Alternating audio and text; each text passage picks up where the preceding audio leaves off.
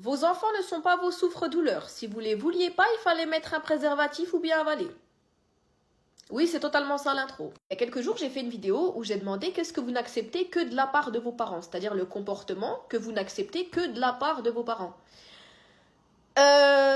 Comment dire, il y en a, vos parents, c'est vos ennemis publics numéro 1, hein, c'est pas normal. Il y avait plus de 3000 commentaires, donc je vous mets quelques extraits, et d'ailleurs, c'est très souvent ces propos-là qui sont venus la plupart du temps, mais c'est pas normal. Quand bien même ce sont vos parents, ce n'est pas normal que vos parents vous fassent ce genre de choses. Et ce que j'ai remarqué, c'est que c'est très souvent la mère qui traumatise ses enfants. Quasiment tous les commentaires, les mauvais traitements venaient de la part de la mère. Pourquoi vous faites des enfants pour leur affliger ça? Déjà, les parents, c'est les seuls êtres au monde qui peuvent faire pleurer leurs enfants juste avec un regard. Parfois, quand tu vois dans le regard de tes parents une certaine déception, une certaine tristesse vis-à-vis de toi, tu peux pleurer pendant des heures. Alors si tu rajoutes à ça les coups, voire le manque de respect, le rabaissement, etc., je suis désolée, mais après, il ne faut pas s'étonner que vos enfants s'éloignent de vous une fois qu'ils grandissent. Ça n'incite pas du tout à rompre les liens avec les parents, pas du tout, c'est pas ça que je dis. Je dis juste que les parents ne sont pas intouchables et que eux aussi ont des devoirs envers leurs enfants. Parce qu'on parle très souvent des devoirs des enfants envers leurs parents, mais ça va dans les deux sens, d'accord? On dit toujours oui, les enfants c'est une véritable épreuve pour les parents.